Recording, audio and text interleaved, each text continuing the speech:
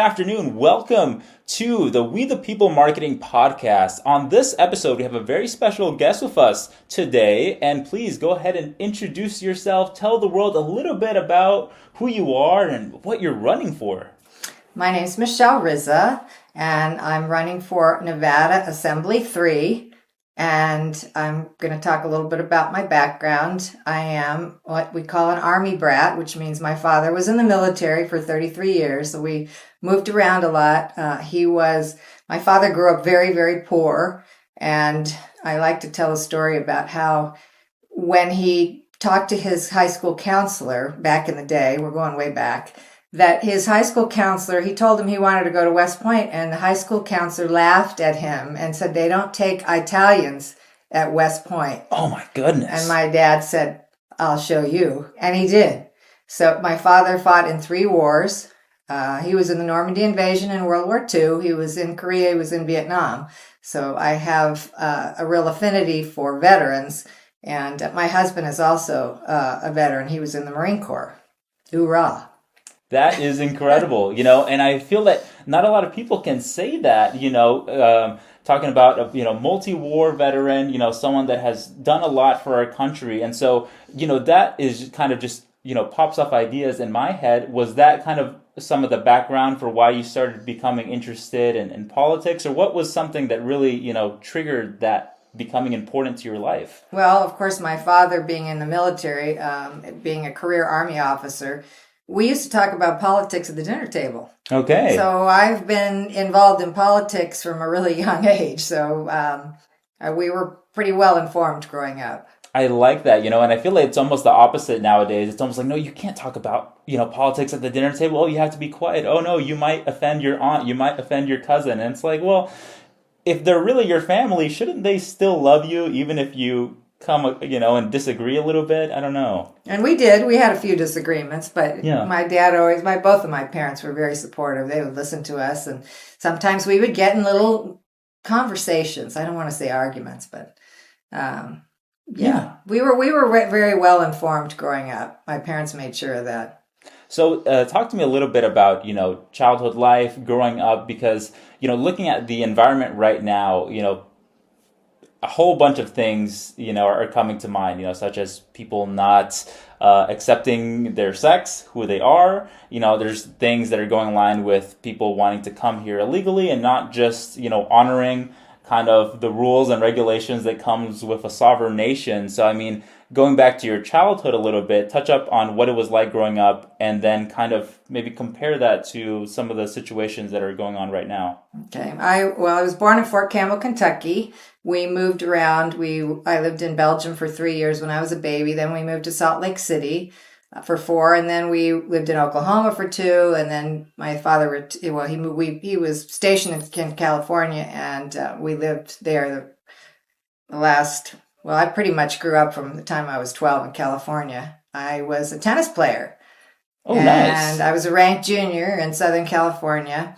And when I went to college, I received a tennis scholarship for the last 2 years. I was at Loyola Marymount University. And if we had had biological men who challenged us for our spots on the tennis team, none of the women would have been there, and we wouldn't have gotten scholarships. That's a big deal. Yeah, absolutely. Big deal for women.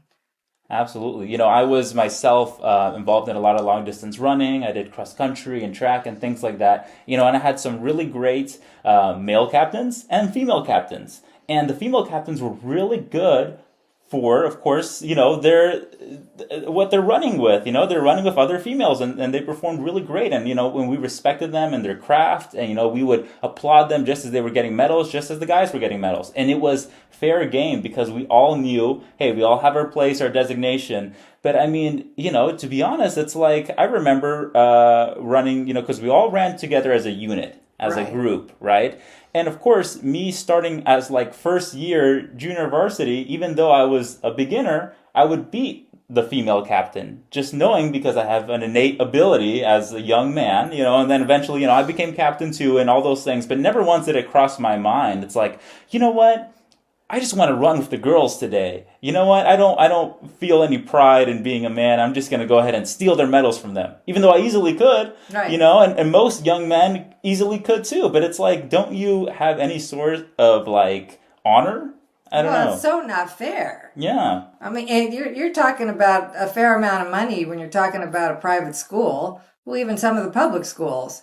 So Yeah. for a guy to beat you out of a scholarship and possibly, I mean, when you're talking top level and a Right. national title, that's just wrong in so many ways. It's not fair.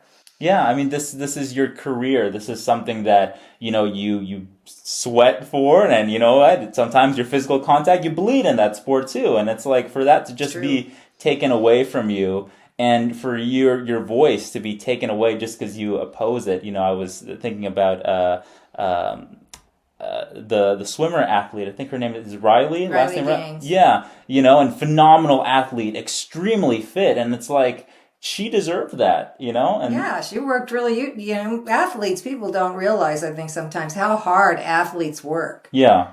I mean, it's hours and hours every day dedicated to your sport. And the higher level you get to, the more time it takes. Right. Okay, so, crossing on one thing that's different, right? Okay, cool. So sports were typically fair back then, and they're kind of in this kind of purgatory state right now. So who knows how it's going to end up? Okay, yeah, keep telling us a little bit about yourself. Okay, so I think maybe because my father was in the military and we moved around, I always had a wanderlust for travel. That was really important to me. So when I graduated from college, I really wasn't quite sure what I wanted to do. And my sister-in-law was a flight attendant. My brother said, why don't you go apply with the airlines? I thought, oh, okay, I'll do that. Got hired, and I worked for a little company called Flying Tigers. They actually had passengers, but we were the world's largest cargo airline at the time. Cool. And we did when I first started, we did charters all over the world. We did regular folks, then we did military people. I got to travel all over the world. I worked with the best people. It was really, I was so fortunate to be a part of that and to get to go places that I would probably never have gotten to do or go. I got to do an Ethiopian relief mission to Addis Ababa, Ethiopia. Oh, wow. Back in 1984 when they were having the famine. And because I just volunteered, we had all the Flying Tiger people got together.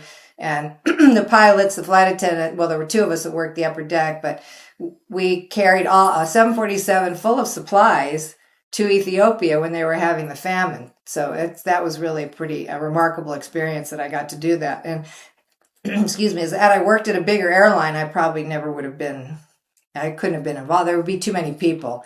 So, and then the rest of the career, most of my career at Flying Tigers, and then we were bought by FedEx, but we did military charters. So wherever the military went, if they went to play war games with the Italians in Milan, the Italian military, we would take the troops to Milan or we would bring them back.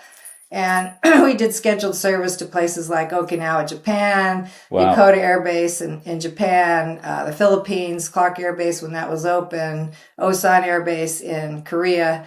And the military passengers were super, really fabulous. And then I did Desert Storm and Desert Shield. We took the troops to Dhahran, Saudi Arabia. Wow. And several of us got medals from the Air Force, the Civilian Medal of Honor, I think it was called, for doing those missions. And because initially they didn't know how it was going to go.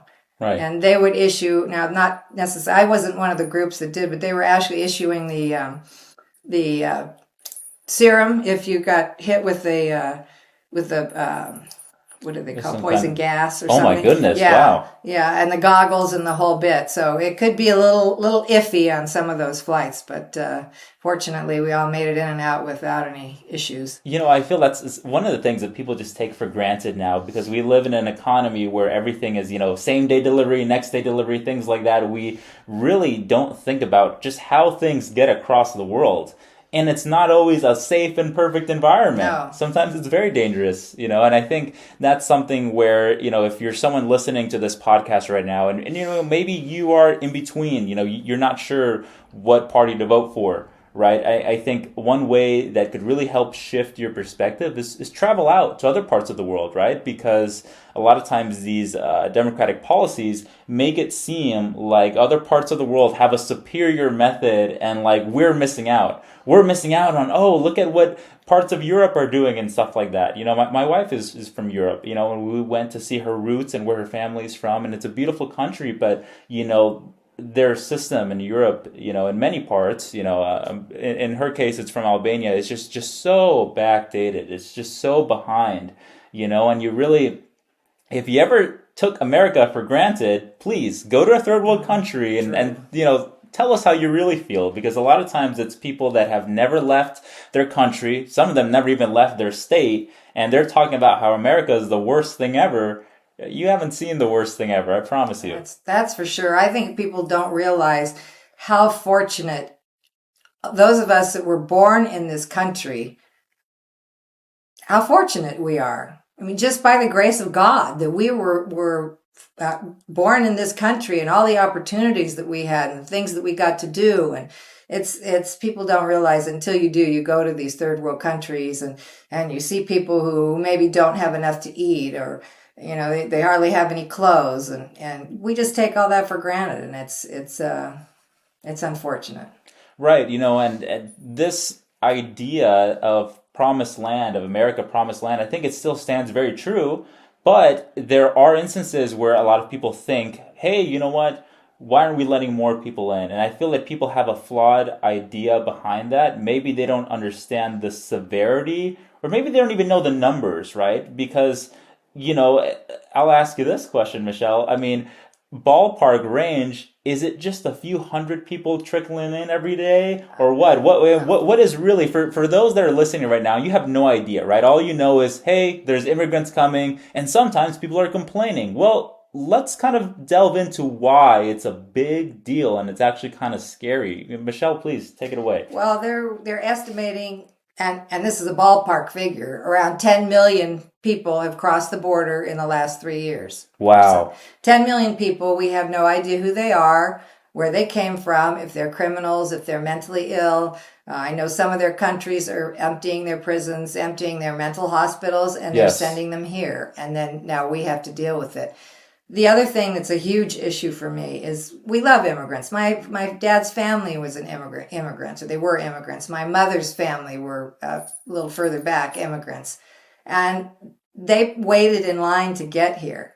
I have another interesting story. Back in the day when Poland was behind the Iron Curtain and people were not allowed to leave of their own volition, we did a charter out of Vienna, Austria, 747 full of people.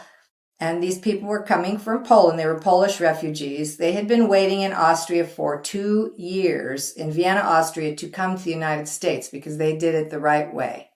And when we got to JFK, to New York, when we got off the airplane, people were crying. I mean, some of the people were kissing the ground at the airport floor, and we're going, no, don't do that. That floor is really dirty. But I mean, and I was with one of my fellow flight attendants who was from the Philippines. She had immigrated from the Philippines. She was crying.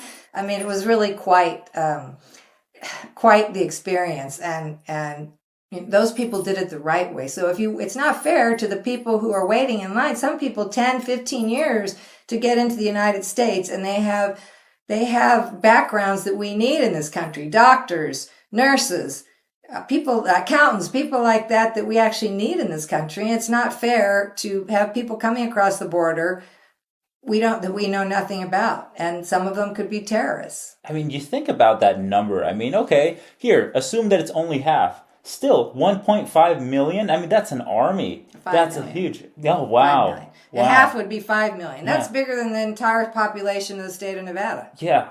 I mean, that's really scary. I mean, that's bigger than some countries and, parts of the world. Yes. And so when you're thinking about that, and there's this pervasive idea about, identity politics and like, oh, just because you're brown, you should vote for all immigration pro policies. I'm like, listen, you guys really don't understand the severity of it. And even so, speaking from, kind of Hispanic perspective, I was very much...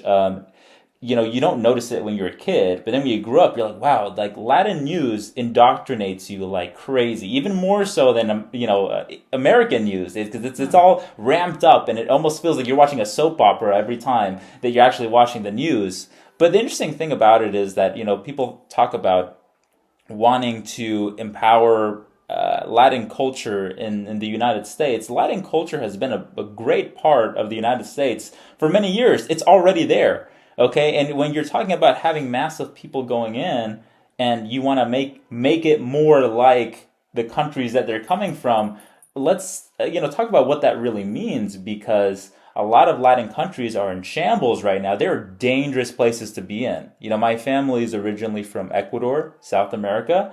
Ecuador was a beautiful place, and it still has very beautiful natural, things that go about it, and like Galapagos Islands, is a great wonder and stuff. But politically, it's a very dangerous place to live in. It's crime infested, and I wouldn't want people coming from there because they're killing each other.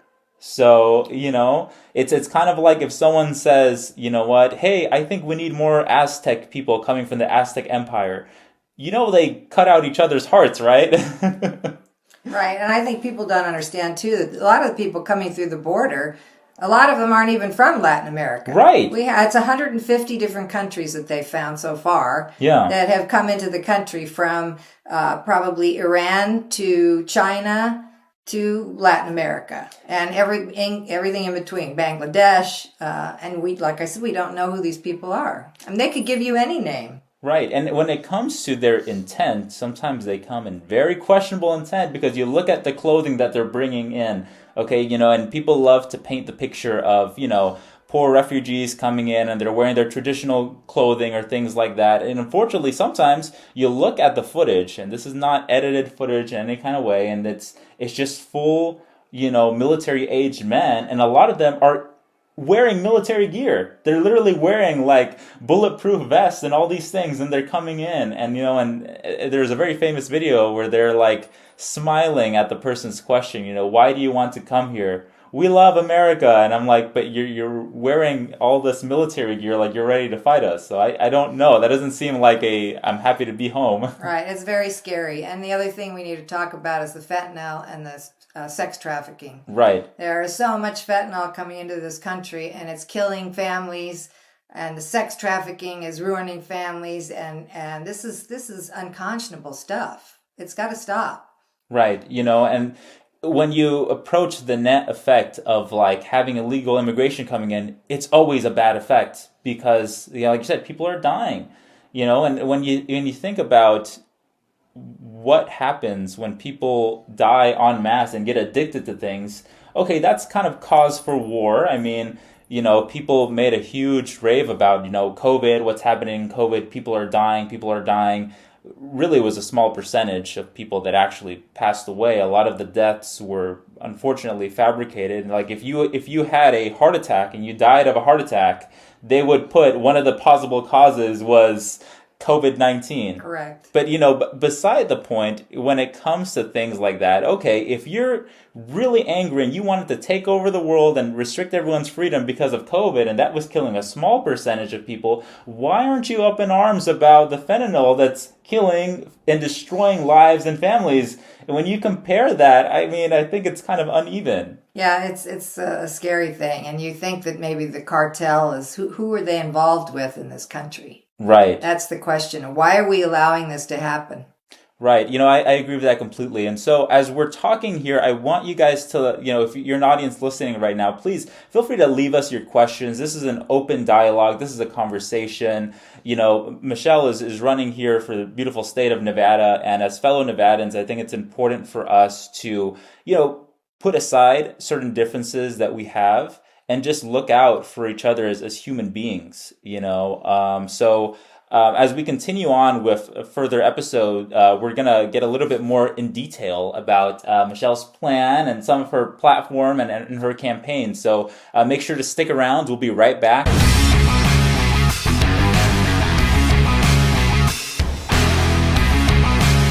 We are back already. So we're having such a lovely conversation today. Michele, I want to ask you a couple questions that pertain specifically to Nevada, because, so far we've gotten to know you a little bit. We've gotten to touch upon some really big national issues, they're plaguing the United States as a whole. But talk to us a little bit about what your platform is and what, you hope to achieve here in Nevada and in your district.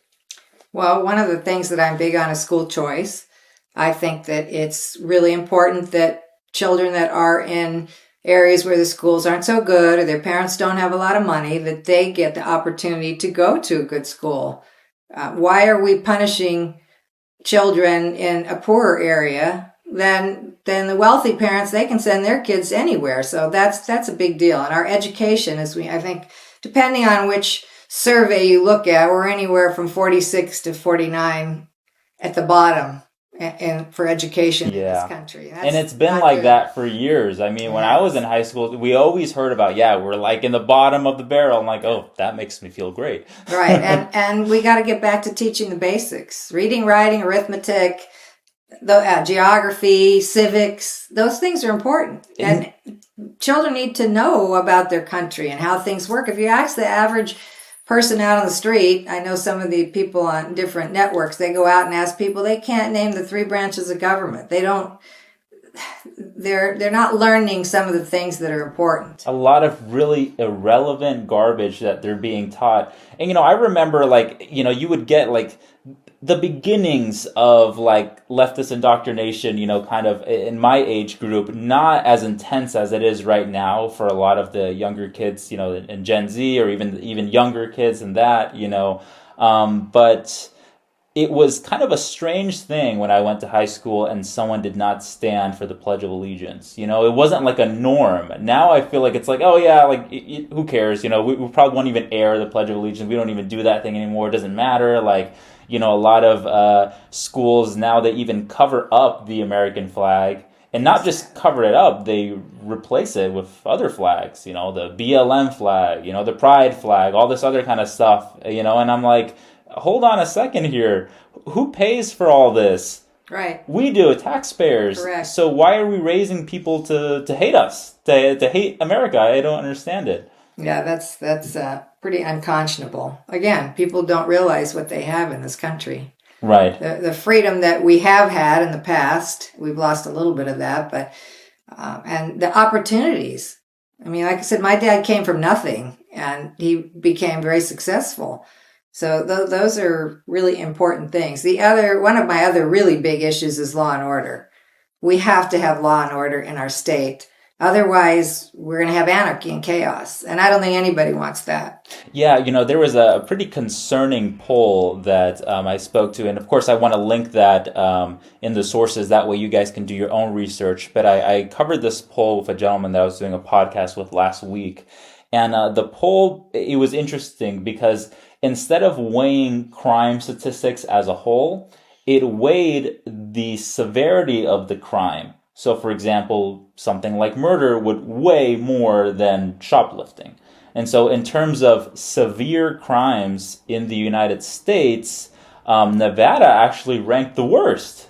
Wow. Because, I mean, like you mentioned earlier, there's a lot of sex trafficking that happens in Nevada, yes. Okay? A lot of severe things. People give this almost like comedic type of tone to Las Vegas. Oh, yeah, you guys just gamble. Unfortunately, I wish that was people's biggest problems, but it's not. There's huge sex trafficking going on, and I don't think there's anything being done to change it. I mean, I grew up in an area if you're local, you'll understand it. It's close to a casino called the Palms Casino, and then underneath that, right next to it, underneath that, it's the tunnels. And so the tunnels is kind of the nickname, what we call is the water irrigation systems that are in Las Vegas.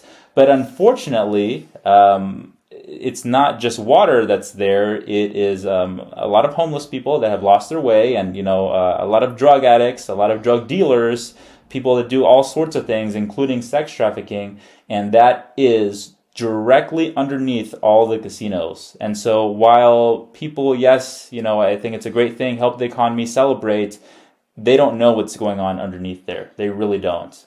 I'm sure they don't. And that's the other thing. We are spending all this money for illegal immigrants, giving, not necessarily Nevada, but some of these other states and Right. the federal government giving debit cards, housing, food vouchers, clothing, cell phones. We have veterans and homeless people in this country, a lot of them, Yes. that need help. And they should be spending that money on getting those people trained. If they have a substance abuse issue, they need some training for that.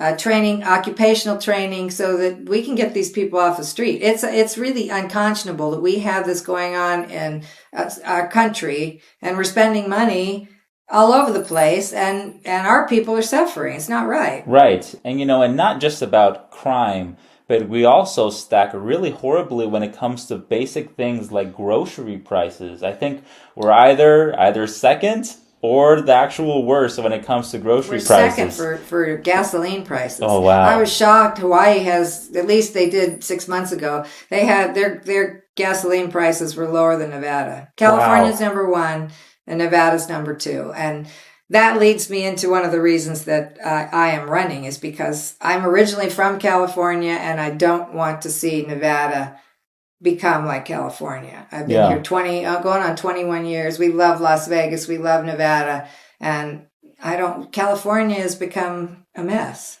Yeah. And it's because of the politics in that state. It's really sad. I mean, you think it's a very resourceful state, really beautiful. Yes. There's so many things. I feel like it's almost like a gag, right? Where it's like, oh, Nevadans, we like to hate on California residents. No, we don't. We love when people come here and want to help elevate the economy. But we hate when people come here and try to change up our values and who we are as a state. And I think that that's a real concern. So I guess my other, question is, we have had a reputation for being kind of a swing state. We've had a reputation for now, we've kind of been under Democratic rule for a bit. We have Democratic majority and stuff. So how do you think the situation is going to change if people continue to vote that way?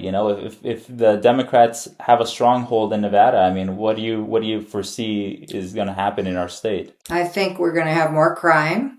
We are going to have, obviously, probably more homeless people. We are going to lose businesses. Right. Because businesses are fleeing California like mad. We have to have an environment that's business friendly for small businesses, for big corporations. We want them to come here. They provide all kinds of resources and jobs. So, like I said, we don't want to become California. I think that there's a lot of bad things that can happen if we become California. Like I said, the lawlessness, the expense. California is really expensive to live there. Yeah. The prices for homes, the prices for rent are astronomical. And for middle income people, I don't know how they survive there. Yeah. It's got to be a day-to-day struggle. Well, when it comes to this idea of the American dream, right? It's this idea where, you get an education, you buy your own home, you start a family and all this, but the order and even just getting to another step almost feels impossible for a lot of people. And it's not just, sometimes, again, I feel that people that have been well off their whole lives or many years, they don't understand. They're like, oh, why didn't you just follow the steps? The steps aren't working because there's a lot of flaws in this process now. You are completely putting entire groups out of the market anymore. It used to be where if you made $100,000, you could have a decent life, Right. 5, Own 10 a years home, ago. correct. Right. Yeah, and it not was anymore. very possible. Now they look at that almost like chunk change. It's almost like, no. In California, that's Yeah. chump change for sure. Yeah. Well, they're going to pay fast food workers $20 an hour, and I don't understand how people don't understand the economics of that. Right. So now when you go to McDonald's, your hamburger and small French fries and a small drink is going to cost you $25. Yeah. How do you pay for that?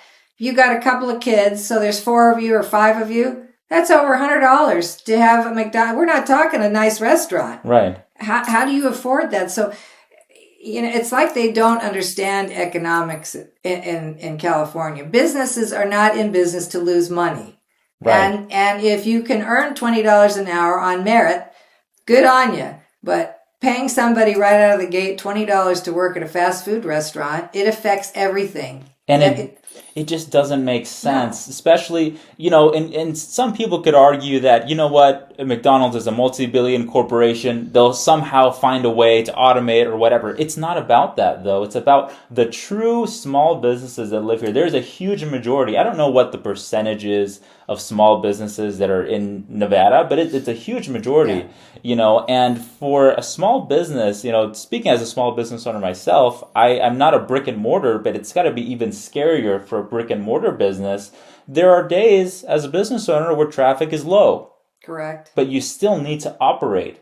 How can you operate for a full shift, or even, if it's Las Vegas, we're open late, how can you operate 24 hours? It's impossible if you typically would only rely on maybe having 5 or 10 customers through the door. That's not going to cut it. You're going to go into the red if you have to pay at least one employee to be there. Typically, you probably have to have 2 employees to run 2 shifts. Like what's going on? I mean, you're literally going to force businesses to shut down. How does that make you sleep at night as, people that are voting for this? And that doesn't help the price of things either, because that decreases competition. Competition keeps prices lower. Yeah. So the more businesses that are operating, they're going to keep the prices. But if there's only one store, superstore, 1 or 2 superstores, they can charge more. Right. Because they don't have any competition. I have one of my very best friends is in California, and she and her husband run a small pet supply company.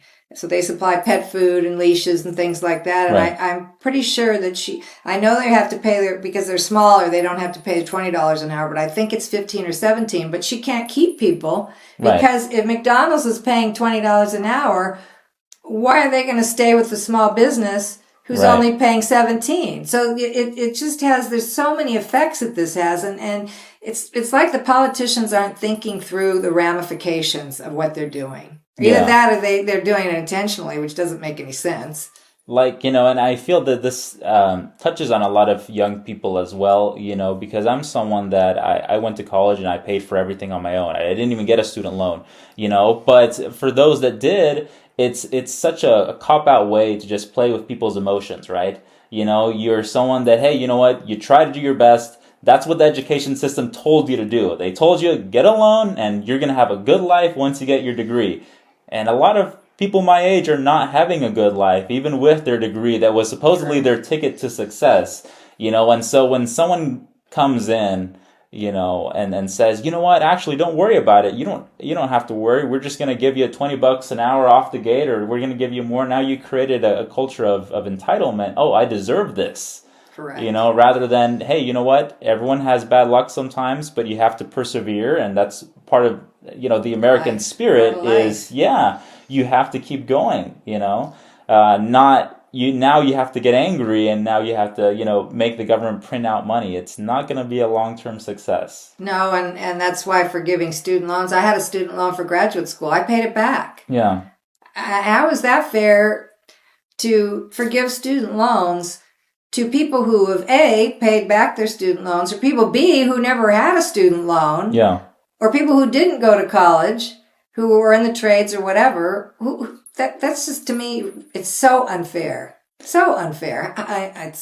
Besides it's unconstitutional. But. And even with that being said, if it was something that they could snap with their fingers, they're not concerned. I think that's one of the things that, young people or anyone that has some form of, school debt, you have to understand. They don't really care about that. It's just a speaking point. They're too busy giving billions of dollars to other nations to even worry about, little old you, trying to, go on with your life. So I think you touched on, economy, we're going to be off way worse, and I guess, and I want to finish here with you speaking directly to, maybe someone that doesn't agree with some conservative values, but they understand that logically it's making a little more sense to them to vote, red and stuff. So what would you say to someone that is just kind of in between the lines and they're not sure yet?